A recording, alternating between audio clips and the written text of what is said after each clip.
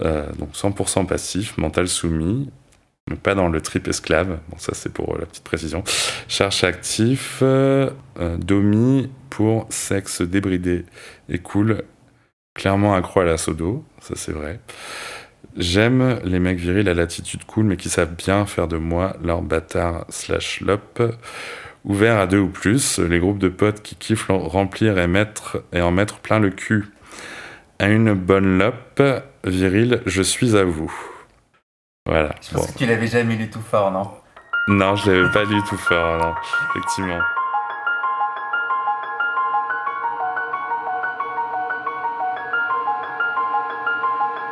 Ok, j'étais bien en train de me tromper. J'étais perdu. Salut. On se fait un... Check. Ça te va, un check? Enchanté. Est-ce que tu me permets d'aller aux toilettes? Parce que non, sinon je n'arriverai pas à me concentrer. J'enlève mes chaussures? Comme tu veux, tu peux les garder, t'inquiète. C'est toi qui me dis. Non, mais pas de problème, tu peux garder les chaussures. Est-ce que tu sais si tu as envie d'être anonyme? Juste mon prénom, quoi, tu vois. Ouais. Après, de toute façon, tu mets jamais les noms de famille. Ouais, c'est là. Comment ça va? Ça va très bien, merci. Et toi? Ça va cool, ouais, ça va bien. Tu le sens comment d'avoir un étranger chez toi que tu connais pas à qui tu vas peut-être raconter ta sexualité? Comment je me sens?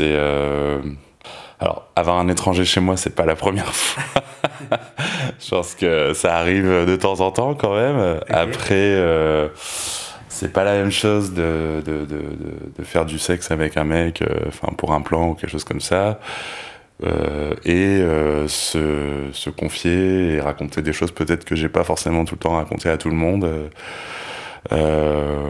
Donc ouais, c'est une sensation étrange, mais je suis prêt à le faire, ouais, voilà. Qu'est-ce qui est le plus intime, selon toi? C'est d'accueillir un étranger que tu connais pas du tout et de coucher avec lui, de l'accueillir chez toi, ou c'est de m'avoir moi, l'étranger, mais à qui tu vas raconter des choses intimes?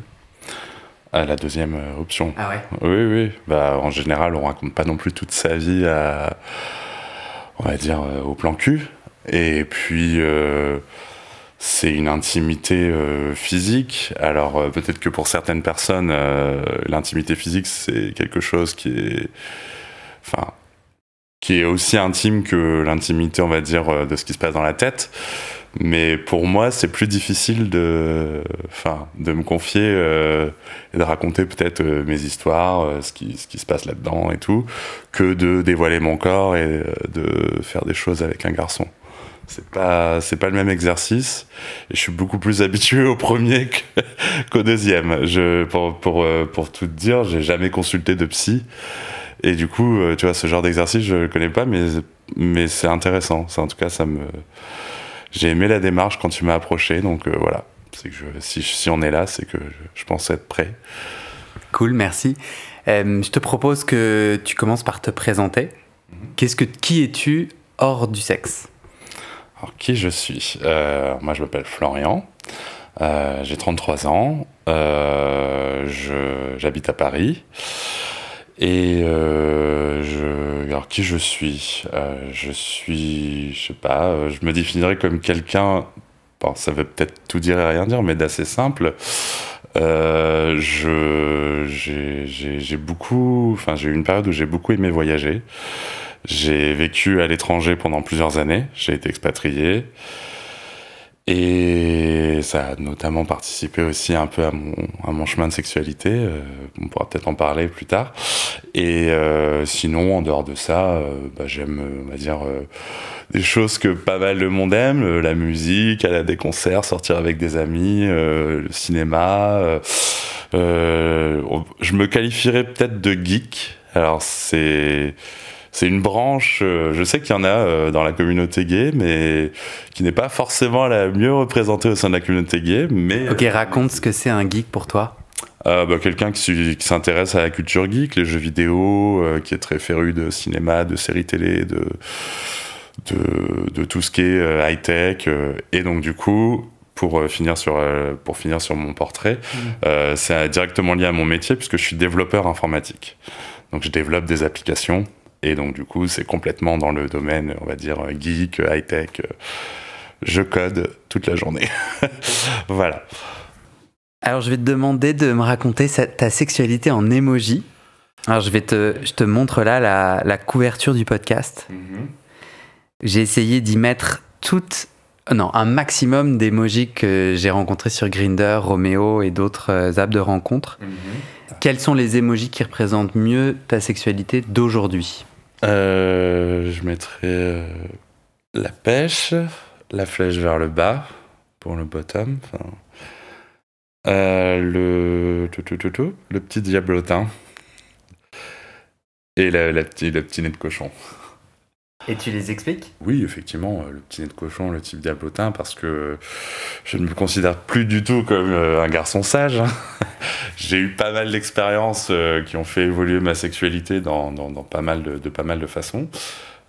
Notamment par rapport au début, je suis passé entre-temps exclusivement passif. Soumis, très cochon et aimant jouer. Aimant m'amuser avec des garçons, quoi. Ça veut dire quoi concrètement, soumis ? J'imagine que tout le monde n'aura peut-être pas forcément la même définition, mais après, en même temps, chacun a un peu son point de vue. Tant qu'on arrive à être d'accord sur ce que c'est que la définition. Pour moi, soumis, c'est pas la soumission au sens physique et la violence. Je sais que ça existe et que c'est utilisé aussi pour ça. Moi, c'est pas comme ça. C'est plutôt de la soumission mentale.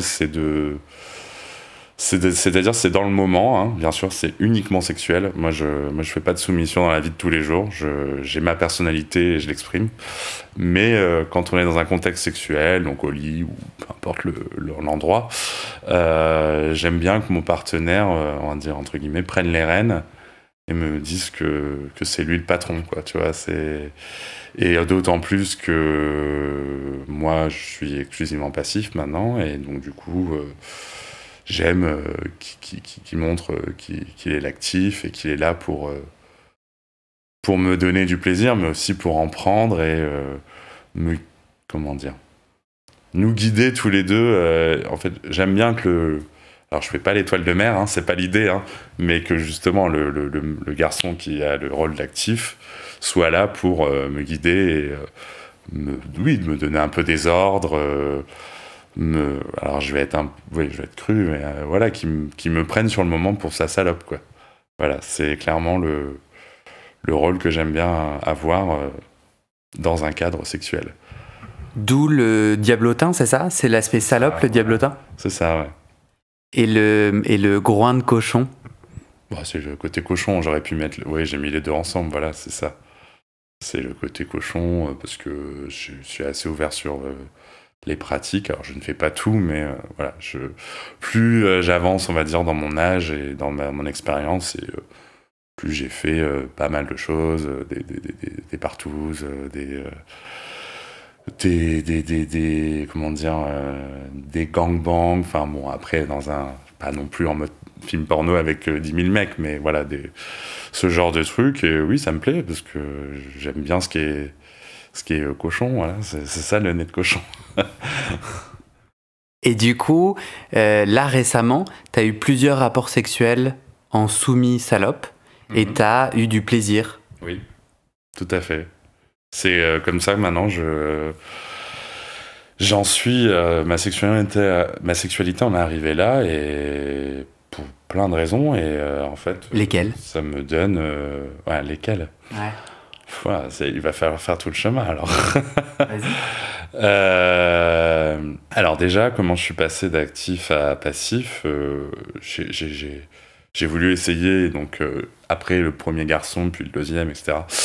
Déjà j'ai voulu essayer d'être passif, voilà, pour voir ce que ça donnait. Je commençais, on va dire, à avoir déjà eu quelques partenaires, parce qu'au début, je n'ai pas été à me fixer directement en couple.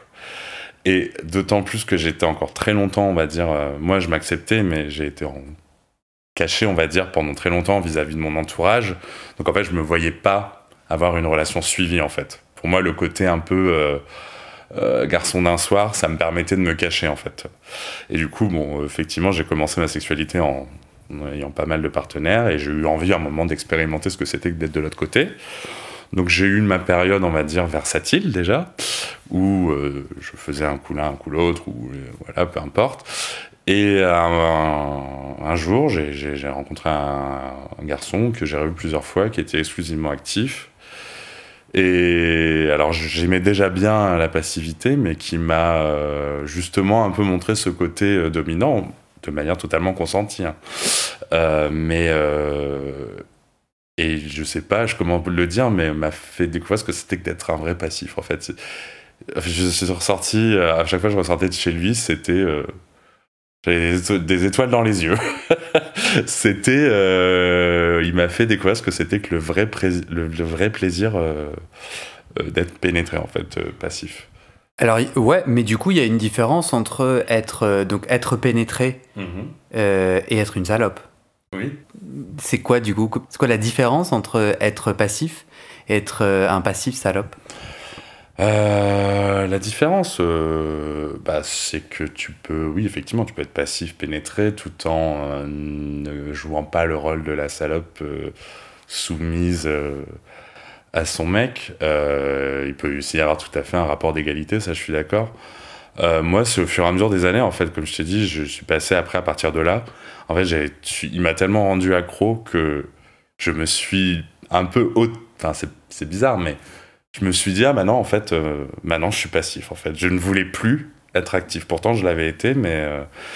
Et donc, je ne me définissais plus que passif sur les sites de rencontres, etc.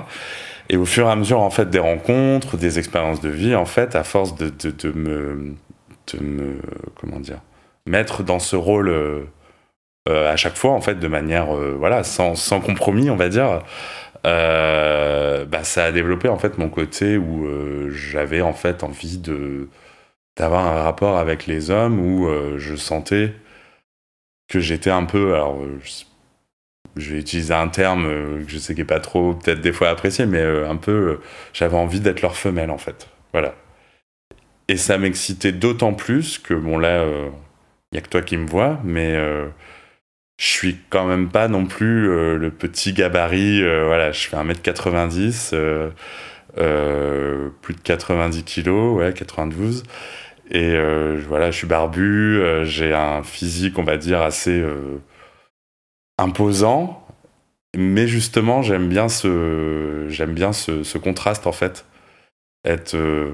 entre guillemets, on va dire, viril, même si, voilà, la virilité aussi, ça, on ne pourra pas non plus se conformer à la société et la définition de la virilité, mais ce qu'on va dire, ce que les hétéros appelleraient un homme viril, je pense que ça peut peut-être s'appliquer à moi quand on me voit de loin, mais moi, justement, j'adore ce contraste que quand je me retrouve au lit avec un mec, justement, je casse ce cliché, en fait, et je deviens sa femelle, en fait.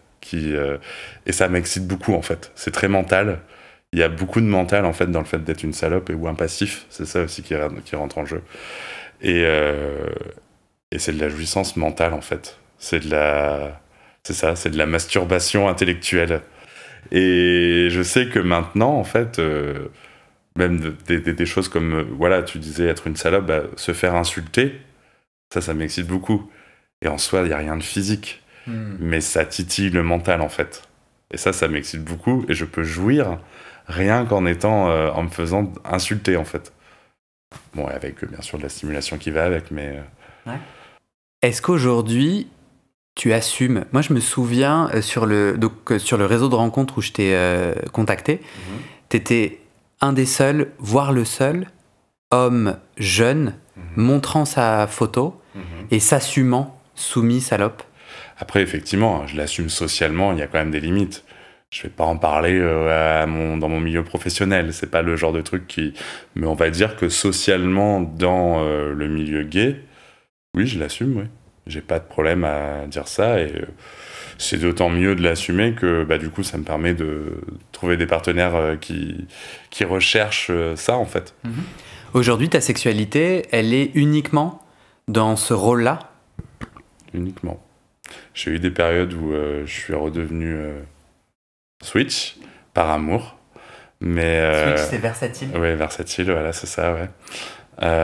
Par amour pour un garçon. Mais sinon, quand je suis célibataire et que on va dire, je consomme du sexe, c'est principalement dans ce rôle-là, ouais. Tu me dis que tu as été amoureux. Quand tu es amoureux, c'est le même schéma, c'est les mêmes rôles qui t'excitent, et est-ce que tu peux les vivre en amoureux? J'aimerais bien. J'aimerais bien. D'ailleurs, oui, à l'heure actuelle, j'aimerais bien trouver quelqu'un. C'est un peu... Je trouve que c'est un peu compliqué parce que du coup, peut-être que ce côté salope assumé, tout de suite, ça c'est connoté plan d'un soir ou voilà, ou juste sexuel.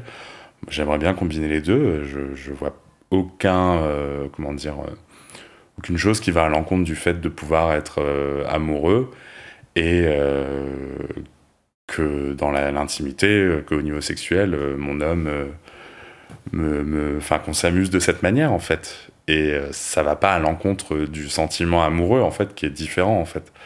Moi je connais des couples qui pratiquent le SM et qui sont amoureux. Et c'est pas parce que l'autre tape sur son mari ou voilà qu'il n'y a pas d'amour en fait. Enfin, alors moi c'est pas de la violence physique, mais ce côté jeu de soumission et de domination mentale en fait, bah oui c'est aussi une preuve, enfin ça serait aussi une preuve d'amour. Après pour l'instant j'ai pas encore trouvé l'homme de ma vie qui serait dans ce schéma là. Est-ce que tu veux que j'ajoute le lien vers ton profil? Bien sûr, oui, pourquoi pas. Tu seras un peu moins anonyme du coup. Oui, bah y a pas de problème, non, c'est pas grave. Je l'ajouterai dans le descriptif de l'épisode si jamais il y a des gens qui veulent te contacter. Moi, je me dis que le côté mental de ta sexualité, il s'active plutôt avec des inconnus sur lesquels tu peux projeter un côté un peu mâle, alpha, dominant. Quand tu tombes amoureux ou que tu vois régulièrement quelqu'un, est-ce que tu arrives à garder l'excitation et à lui donner ce rôle tout de même? Effectivement, c'est intéressant comme question. Je pense pas que ça soit impossible de garder en fait ces rôles-là. Après, effectivement, en soi, si c'est perdu en cours de route, c'est pas grave. En fait, les jeux changent, la sexualité change quand on est en couple, qu'on est amoureux. C'est ce qui s'était passé avec la dernière personne avec qui j'étais.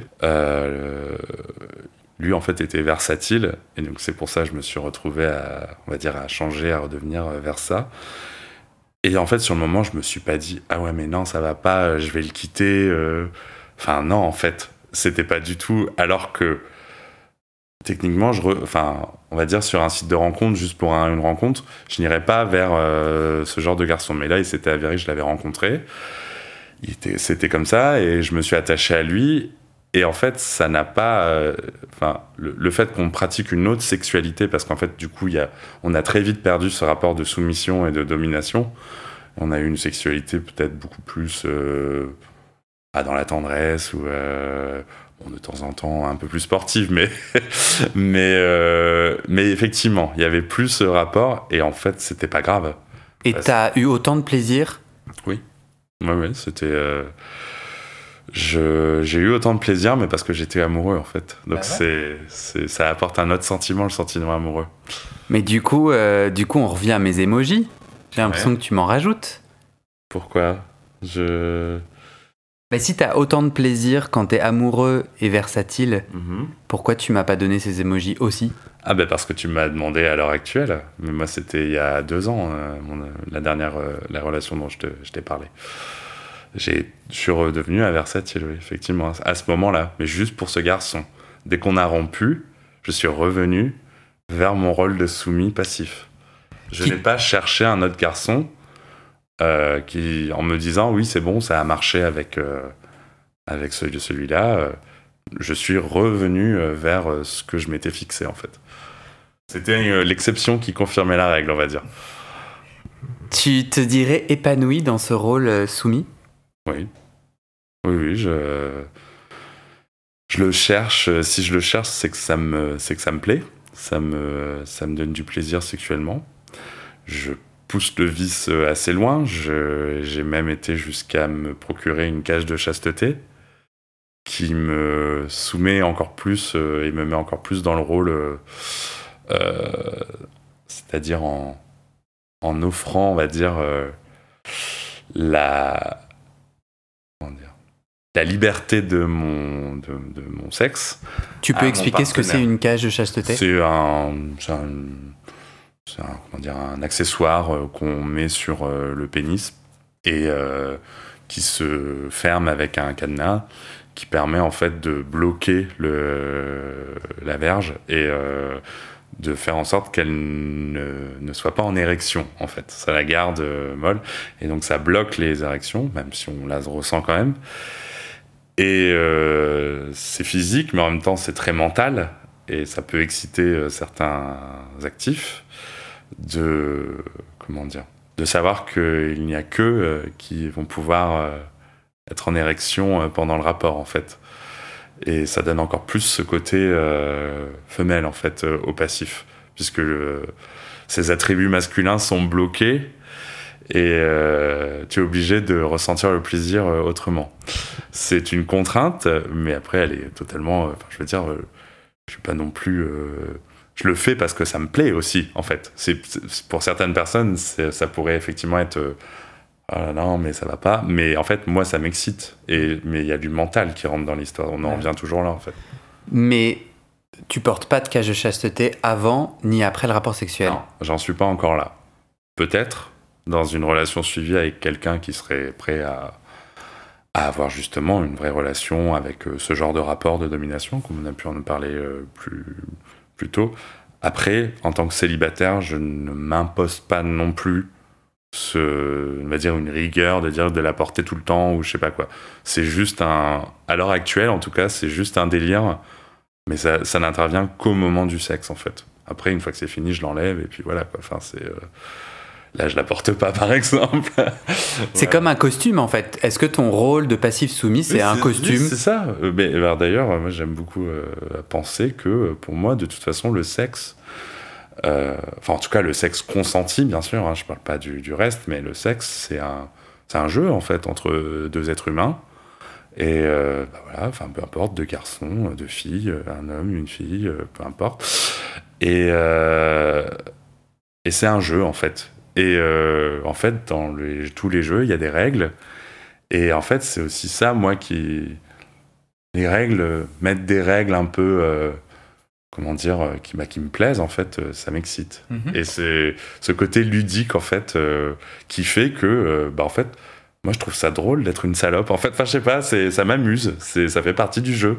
Et une fois que c'est fini, mais, je veux dire, je vais pas non plus laisser le mec me traiter de la même manière dans la vie de tous les jours, en fait. C'est un rôle pendant un jeu. Et une fois que le jeu est fini, c'est fini. C'est... Un jeu sur lequel, du coup, tu as énormément de contrôle et de pouvoir, puisque c'est quand même toi qui détermine. J'aime bien, oui. Effectivement, oui. Oui, c'est ça qui est peut-être... du coup, qui est vraiment dominant, en fait?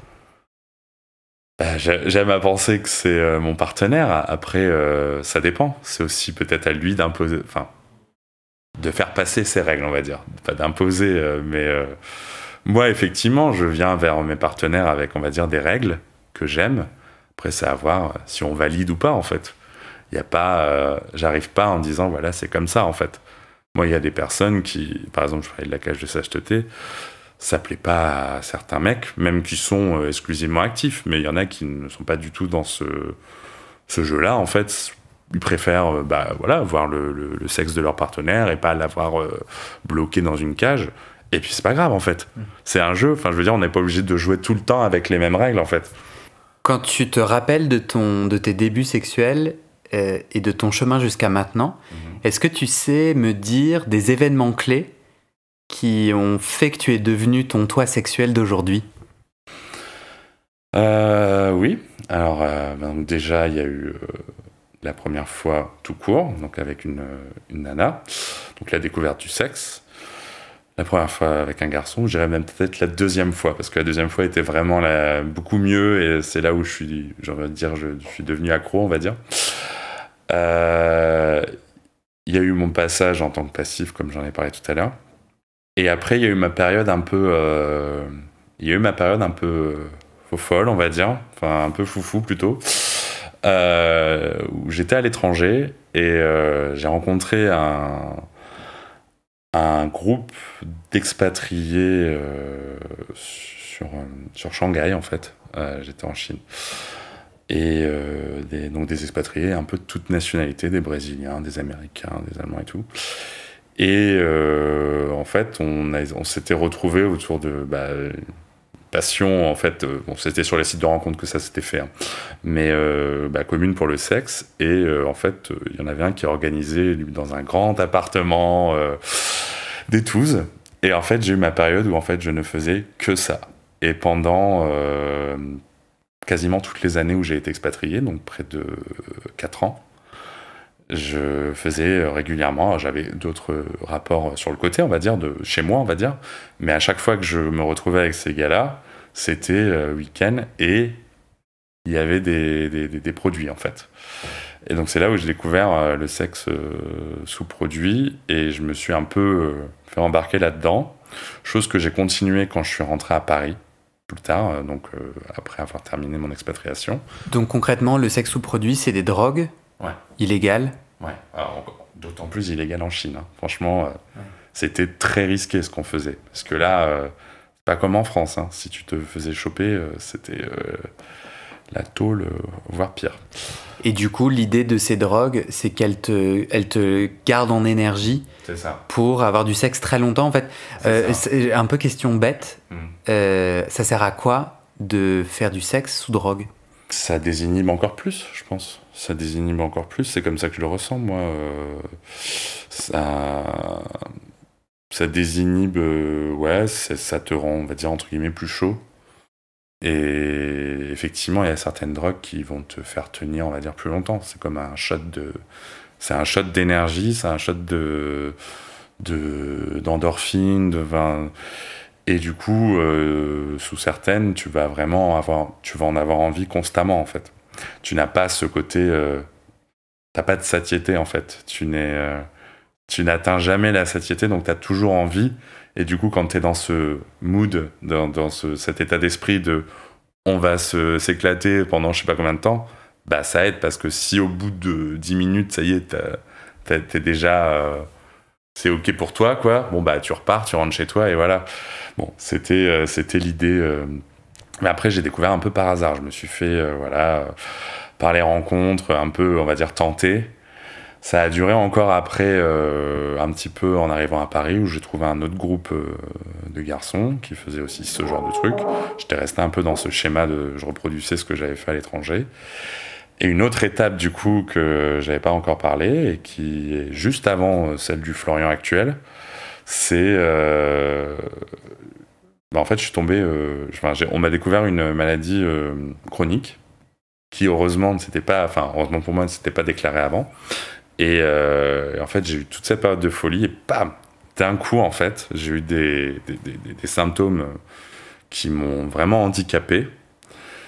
Et je suis passé de la boulimie sexuelle à plus rien. Tu veux dire 2 mots? Un an. Pendant 1 an, rien du tout. Tu veux dire 2 mots sur cette maladie? Oui, ça s'appelle la maladie de Crohn. Je pense que je suis pas le seul à l'avoir, ça c'est sûr. Non, clairement, je suis pas le seul à l'avoir. C'est une maladie qui concerne le système digestif, en fait. Donc ça peut être localisé à pas mal d'endroits, notamment au niveau du rectum ou de l'œsophage. Enfin, il y a plein d'endroits où ça peut être localisé. Et en fait, c'est une maladie auto-immune qui fait qu'en fait, ton système immunitaire s'attaque à toi, en fait, à tes propres cellules. Et ça crée énormément d'inflammation. Et l'inflammation va provoquer tout un tas de symptômes, en fait, qui sont pas du tout agréables et qui sont même parfois très handicapants. D'autant plus quand on se définit avec une sexualité passive. Et comme je l'ai expliqué, voilà, c'est pour ça que c'est important. Et à partir de là, en fait, moi, j'étais, comme je disais, c'était vraiment handicapant, où je pouvais plus sortir de chez moi, j'ai été arrêté au niveau du boulot, etc. T'es à l'aise de dire concrètement les symptômes et l'impact sur ton rectum? Ah oui, je pense qu'il n'y a pas de tabou sur ce podcast. Oui, c'est des diarrhées, mais constantes, en fait. Voilà. Bon, c'est pas très glamour, hein, mais on est loin du glamour de tout à l'heure. Mais c'est des diarrhées constantes, et à tel point que, en fait, tu ne peux plus sortir de chez toi, en fait. Parce qu'en fait, au bout de 5 minutes, c'est la cata en fait. Enfin, et du coup, j'ai été bloqué, on va dire, chez moi et dans la peur en fait. Enfin, c'était physique et en même temps c'était psychologique parce que du coup, j'avais peur de sortir parce que bah, socialement, tu veux pas en fait te faire dessus. Enfin, tu vois, c'est un peu, je dis ça cash, mais c'est clairement ce que je pensais en fait. Et ça a mis longtemps en fait déjà à trouver le traitement adapté. Ça se guérit pas, ça se traite. Voilà, tout un truc que je n'avais pas envie d'avoir et je suis bien content que la médecine ait évolué là-dessus parce que actuel c'est assez facile enfin facile. C'est on va dire beaucoup moins lourd qu'une opération de l'intestin en fait. Et du coup, tu t'en es sorti comment? Et comment est-ce que cette maladie a changé ta sexualité? Elle a changé parce que déjà d'une, ça a été une rupture nette. C'est pour ça que j'ai été obligé de parler de cette période un peu faux-folle. Parce que du coup, j'étais vraiment, limite, j'étais arrivé dans de la surconsommation. Je pense que c'était l'usage des produits qui a fait ça aussi. En fait, c'était une espèce de boucle infernale. Et puis, je m'éclatais bien avec les gars, etc. Et d'un seul coup, bam, c'est ça qui me tombe sur la tête. Enfin, c'est le coup de massue, quoi. Et ça m'a fait tout arrêter au point que, alors, c'est peut-être un peu cruel, mais j'ai coupé complètement les ponts, en fait, avec les groupes de garçons que je fréquentais qui faisaient les touzes. Et je me suis concentré sur moi-même, en fait. Donc, ça a été vraiment un changement radical. C'est pour ça que je dis, je suis passé par plusieurs Florian. Il y avait le Florian d'avant et le Florian après la maladie. Et donc, déjà, il y a eu 1 an pendant lesquels je n'ai pas eu de sexe. Parce qu'en fait, clairement, en fait, j'en avais même pas envie, en fait. Je suis passé j'en avais tout le temps envie à d'un seul coup, plus de libido, mais même au niveau moins 10, quoi. Enfin, moins 100 ou tout ce que tu veux. Et parce qu'en fait, mon idée fixe, c'était je veux guérir de cette putain de maladie, en fait. Enfin, j'avais autre chose à penser que le sexe, en fait. Enfin, c'était plus du tout la priorité. Enfin, je pense que, je sais pas, c'est comme si t'es dans la rue ou je sais pas quoi, tu vas pas penser au sexe, tu vas penser à te sortir de la merde, en fait. Et du coup, j'avais vraiment plus envie, et donc pendant 1 an, plus rien. J'ai commencé à voir l'effet des traitements de manière positive. Et donc, c'est-à-dire qu'en fait, quand physiquement ça va mieux, mentalement ça va mieux, psychologiquement ça va mieux. Et du coup, en fait, sans y penser, parce que quand on y pense tout le temps, en fait, je pense que c'est le serpent qui se mord la queue, hein, mais j'ai commencé à faire des petits tests, à sortir et tout, et à voir que ça se passait bien. Et donc, à partir de là, j'ai retrouvé une vie normale. Mais on a du mal à se rendre compte, mais quand on passe par un moment où, en fait, on a tellement d'anxiété, en fait, pour faire des choses que tout le monde fait dans la vie de tous les jours, retrouver cette espèce de... Comment dire, de naïveté comme ça, quand sortir, juste se promener dans la rue, ça a été une libération après plus d'1 an de galère. Et à partir de là seulement, j'ai commencé à me réapproprier ma sexualité. Alors c'est vrai que c'est bizarre, j'aurais pu me dire, ah tiens, il s'est passé des choses au niveau, on va dire, de mon appareil digestif. Peut-être que je pourrais peut-être être actif en fait plutôt que passif. Je pense que certaines personnes se seraient dit ça, mais pas moi. Moi, j'ai plutôt posé la question aux médecins si maintenant que ça allait mieux, si ça posait des problèmes. Ils m'ont assuré que non, que j'étais pas le seul. Et j'ai voulu garder une sexualité passive. Je me suis dit, non, c'est hors de question que à cause de... bon, après, effectivement, si j'avais pas eu le choix, j'aurais pas eu le choix, mais qu'à cause d'une maladie de merde, je sois obligé de me réadapter et comment dire, de ne pas faire les choses que j'aime. Et il s'est avéré que, heureusement, je pouvais continuer à pratiquer. Alors, après, il faut pas non plus que par exemple, le fist, je peux pas.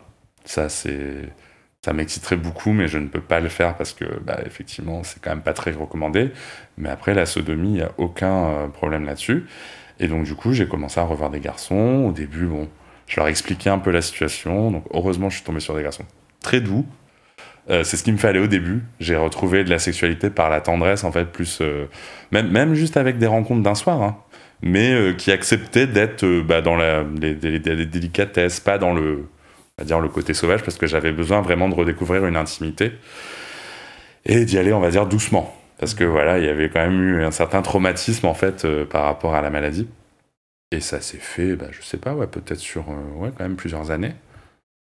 C'était en 2017 en fait que j'ai été diagnostiqué. Et ça a été mieux à partir de 2018. Et je pense que, on va dire, depuis 2018, bon, maintenant, j'en suis arrivé à... Je pense que je suis revenu à une sexualité pas comme avant, parce que je ne fais plus autant de... Comment dire, de folie, mais on va dire relativement normale, et je suis plus dans une redécouverte de mon corps. Là, je me suis réapproprié mon corps, clairement. Je pense pas que j'en sois revenu au moment d'avant. Voilà. Enfin, je suis beaucoup plus réfléchi. Il y a peut-être aussi l'âge mais disons qu'il y a des choses qui se sont passées dans ma vie qui ont fait que, voilà, je me suis réapproprié mon corps et ma sexualité, et que maintenant, je la pratique de la manière dont je t'ai raconté là, récemment. Voilà. Est-ce que tu vois comment ton chemin de sexualité a impacté le reste de ta vie ? Comment ma sexualité impacte ma vie ? Alors, le côté passif, je pense pas que ça impacte ma vie, en fait. Enfin, le côté passif salope, comme je disais. Parce qu'en fait, ça sort pas du cadre du sexe, en fait. Moi, quand je t'ai dit, même d'ailleurs, on fait des pauses et tout, et je redeviens le Florian que t'as en face de toi. Parce que ça serait pas OK pour toi d'être soumis, enfin d'apprécier être soumis tout le temps ? Non, je veux exprimer. J'ai ma personnalité, j'aime bien l'exprimer, et ça m'intéresse pas en fait. Alors oui, effectivement, peut-être que je donne mes règles, mais moi en fait, mes règles elles sont. Enfin, en fait, je parle de sexe en fait, mais dans la vie de tous les jours, ça m'intéresse pas. Enfin, si je trouve un homme avec qui j'aurai une relation amoureuse, je veux que la relation amoureuse soit dans le respect, en fait. Que dans le lit, il se passe des choses un peu... mais en fait, il se passe des choses parce qu'en fait, je suis d'accord. Oui, dans le lit, il y a du respect et du consentement, puisqu'il y a des règles. Respect, parce qu'il y a des règles, effectivement, je suis d'accord, mais ça reste un jeu, en fait. Ouais. Mais en dehors, pour moi, après, du coup, ça sort du cadre, et c'est là toute la subtilité, en fait. C'est que des fois, entre ce qui se passe, des fois, dans un certain contexte sexuel, et dans un contexte non sexuel, pour moi, après, ça peut devenir du manque de respect, en fait. Et ça m'intéresse pas du tout. T'as déjà eu des hommes dominants qui t'ont manqué de respect ? Une fois, un plan cul, j'ai pas trop envie de... Enfin, je suis arrivé chez lui, et en fait, tout de suite, je me suis dit... En fait, c'était dans un cadre sexuel, mais c'était pas... Enfin, j'étais pas du tout... C'est limite s'il m'a regardé, en fait. Et... Enfin, il m'a même pas regardé, en fait, je crois, en fait. Et du coup, je me suis dit, en fait, moi, je cherche pas ça. Peut-être que t'en trouveras qui cherchent ça, mais je me suis pas du tout... En fait, je pense que les règles n'étaient pas assez bien établies, en fait, justement, et il y a eu un malentendu. Et je me suis barré, parce que ça me plaisait pas, en fait. Il a réagi comment ? C'était... Non, il a compris. Mais voilà, après, je pense que j'ai une carrure imposante aussi, donc je pense que les mecs osent pas trop non plus se rebeller, on va dire. C'est ce que j'allais dire, ouais. J'allais dire, après, avec ton 1m90... J'avoue que des fois, quand on me fait des choses qui me plaisent pas, ça, je le fais plus trop, parce qu'en général, quand même, les mecs, heureusement, je tombe quand même sur des mecs respectueux et qui font les choses comme il faut, et que toutes les choses sont bien établies, mais ça m'est déjà arrivé d'être avec des gars qui font des choses pendant le sexe que je n'aime pas. Et je leur dis une fois, et après ils recommencent, et je leur redis, et recommence. Et quand c'est comme ça m'est déjà arrivé de faire la grosse voix, en fait.